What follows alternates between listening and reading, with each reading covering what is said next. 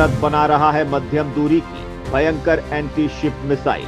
आजाद engineering तैयार कर रहा है दमदार ATGG इंजन। डीआरडीओ इस क्षेत्र में निजी कंपनियों को कर रही है तैयार।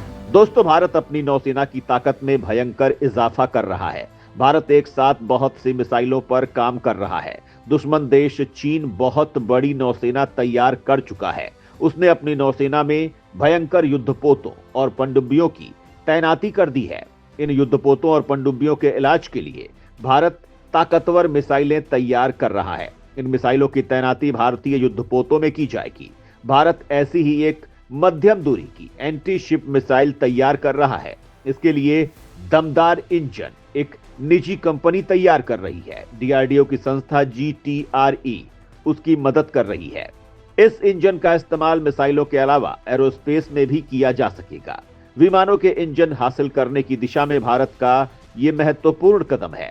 इस इंजन का इस्तेमाल ताकतवर मानव रहित विमानों में भी किया जा सकेगा। तो आइए जानते हैं इस इंजन की तमाम क्षमताएं। अभी तक केवल GTRE और DRDO कर रहा था इंजनों का विकास। अब निजी प्लेयर्स भी इस मामले में निभा रहे हैं बेहद महत्वपूर्ण भूमिका। इस वीडियो में सबसे पहले हम आपको यह बताएंगे कि एंटी शिप मिसाइल के लिए जो इंजन तैयार किया जा रहा है वो कितना ताकतवर होगा। इसके बाद हम आपको यह भी बताएंगे कि इंजन के मामले में निजी क्षेत्र के साथ मिलकर काम करने से भारत की रक्षा क्षमताओं को क्या फायदा होगा।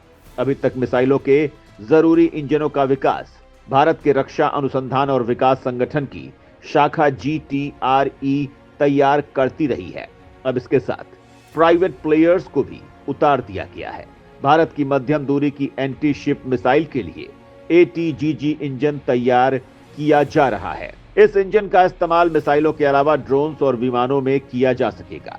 मिसाइलों के इंजन में इस बात का ख्याल रखा जाता है कि इंजन का वजन ज्यादा न हो, क्योंकि ज्यादा वजन के इंजनों के इस्तेमाल से मिसाइल की स्पीड प्रभावित हो सकती है। ATGG को खास तरीके से तैयार किया जा रहा है। इंजनों के विकास की दिशा में यह भारत की आत्मनिर्भरता को बढ़ाएगा, खास तौर पर तब जब भारत विमानों के इंजन की तलाश कर रहा है। भारत एरोस्पेस में ताकतवर खिलाड़ी बनने के लिए इंजन तकनीक हासिल करने की हर जरूरी कोशिश कर रहा है और अब DRDO ने निजी प्लेयर्स को भी इस क्षेत्र में ताकत दिखाने का मौका दे दिया है। इसका फायदा यह होगा कि भारत में स्किल्ड मैन पावर बढ़ेगा और इंजन जैसी तकनीक में भारत बहुत आगे निकल जाएगा। जिस तकनीक के लिए उसे अभी जद्दोजहद करनी पड़ रही है, उस तकनीक में वो शहंशाह बन जाएगा। भारत के साथ ऐसा मिसाइलों और रॉकेट इंजन के मामले में हो चुका है। कोई भी देश भारत को मदद देने के लिए तैयार नहीं था, लेकिन भारत ने लंबे वक्त तक संघर्ष करके इस फील्ड में महारत हासिल की है। अब भारत हर हथियार के इंजन बनाने की दिशा में काम कर रहा है। परमाणु पनडुब्बियों के लिए ताकतवर रिएक्टर्स तैयार किए जा रहे हैं, तो युद्धपोतों और दूसरे समुद्री जहाजों के इंजन की तकनीक भी हासिल की जा रही है।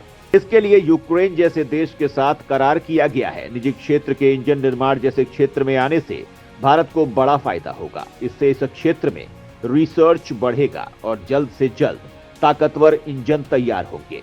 निजी क्षेत्र को बहुत सी सरकारी हीला हवाली से मुक्ति मिल जाती है। इससे रक्षा के क्षेत्र का मजबूत इकोसिस्टम भी तैयार होगा। इन मिसाइलों के इंजन के लिए आजाद इंजीनियरिंग काम कर रही है। किसी भी हथियार की ताकत उसका इंजन होता है और इसी वजह से भारत इस क्षमता के लिए एडवांस तकनीकी विकसित करने में लगा है। भारत अपने मिसाइलों के जखीरे में बढ़ा रहा है कई लेवल की वैरायटी। आज भारत हर तरह की मिसाइलें बनाने की क्षमता से हो चुका है लैस।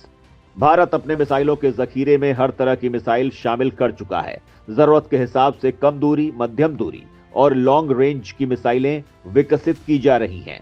वक्त वक्त पर तकनीकियों के अपग्रेडेशन की जरूरत होती है। इसके जरिए मिसाइलों की रेंज और इनकी क्षमताओं का विकास किया जाता है। मिसाइल तकनीक काफी मुश्किल होती है। भारत ने सबसे पहले पृथ्वी मिसाइल बनाई थी। इस मिसाइल के सफल परीक्षण होने के बाद भारत की संसद में खुशियां मनाई गई थी। उस वक्त भारत में राजीव गांधी की सरकार थी। इंदिरा गांधी की दुखद हत्या के बाद संवेदना की लहर पर सवार राजीव गांधी को भारत ने प्रचंड बहुमत दिया था। इंदिरा गांधी द्वारा उठाए गए कदम ही इस सरकार में आगे बढ़ रहे थे। पृथ्वी मिसाइल से शुरू हुआ ये सफर आज हाइपरसोनिक मिसाइल तक पहुंच चुका है। भारत के पास अग्नि 5 जैसी इंटरकॉन्टिनेंटल बैलिस्टिक मिसाइल है। भारत ने इसे MIRV तकनीक से भी लैस किया है। इस तकनीक में पेलोड अपने टारगेट तक पहुंचने से पहले कई भागों में विभाजित हो जाता है और एक साथ अलग अलग टारगेट को तबाह कर देता है। एक्सपर्ट्स के मुताबिक भारत की अग्नि 5 में जिस MIRV का इस्तेमाल किया गया है वो 14 ठिकानों को एक साथ तबाह कर सकता है। इंटरकॉन्टिनेंटल बैलिस्टिक मिसाइल स्पीड के मामले में बेहद घातक होती है। इन मिसाइलों को रोकना बेहद मुश्किल है और अगर इसमें MIRV का इस्तेमाल किया जाता है तब तो इसे रोकना असंभव हो जाता है। भारत सबमरीन लॉन्च्ड मिसाइलों में भी इस तकनीक का इस्तेमाल करने जा रहा है। K5 मिसाइल और इस सीरीज की आने वाली हर मिसाइल में इसका इस्तेमाल किया जाएगा क्योंकि ये लॉन्ग रेंज की मिसाइलें हैं। भारत के पास जो अग्नि 5 मिसाइल है ये इतनी ताकतवर है कि भारत इसके जरिए चीन और पाकिस्तान को तबाह कर सकता है। इसमें 1500 किलो का न्यूक्लियर पेलोड लगाया जा सकता है। इसे चीनी किलर मिसाइल कहा जाता है। अमेरिकी एक्सपर्ट्स ने हाल ही में बताया कि चीन इस मिसाइल से बेहद खौफ खाता है और भारत की इसी ताकत के खौफ में वो चाह कर भी कोई गुस्ताखी नहीं कर पाता है। जब भारत के पास न्यूक्लियर ताकत नहीं थी तब चीन भारत के खिलाफ अपनी ताकत दिखाने की कोशिश करता था, लेकिन आज उसे भारत की तरफ से तगड़ा जवाब मिल रहा है। भारत हर क्षेत्र में उसके हथियारों का जवाब तैयार कर रहा है। समंदर, जमीन और आकाश तीनों जगहों में भारत दमदारी से खड़ा है। भारतीय सेना ने वक्त वक्त पर दुनिया को अपनी ताकत दिखाई है। भारत ने कई ऐसे संस्थान विकसित कर लिए हैं जो भारतीय सेनाओं को मदद कर रहे हैं। भारत का खुफिया तंत्र आज भयंकर हो चुका है। भारत में पहले इंटेलिजेंस ब्यूरो हुआ करता था। इंदिरा गांधी ने रिसर्च एंड एनालिसिस विंग को खड़ा किया था। इस संस्था ने बहुत से ताकतवर मिशन को अंजाम दिया है। इनमें सिक्किम विलय और बांग्लादेश की आजादी के लिए चलाए मिशन ने दुनिया को हिला कर रख दिया। भारत की ताकत का दम उस वक्त दुनिया ने देखा था। श्रीलंका में भी भारत ने अपने अभियान के लिए इस ताकत का इस्तेमाल किया। इस अभियान के तहत लिट्टे को खत्म किया गया था। दरअसल प्रभाकरण भारत सरकार की बात भी मानने को तैयार नहीं था और राजीव गांधी उस वक्त उसे हैंडल करने में नाकाम हो रहे थे, जिसकी वजह से इस मिशन को अंजाम दिया गया था। रॉ ने फिजी में भी भारतीय समुदाय के लिए इसी वक्त ऑपरेशन चलाया था। आज ये संस्था इतनी ताकतवर हो चुकी है कि अमेरिका से लेकर कनाडा तक इसे लेकर माथा पीट रहे हैं। पाकिस्तान तो इसके नाम से ही थर्रा उठता है। इसके अलावा DRDO, HAL जैसी संस्थाएं भी भारतीय सेनाओं को ताकतवर बना रही हैं। अब निजी कंपनियों को भी इसकी कमान सौंपी जा रही है। तो दोस्तों, नई मिसाइल के ताकतवर इंजन और भारत के सुरक्षा तंत्र पर आपका क्या कहना है? कमेंट में जरूर बताएं।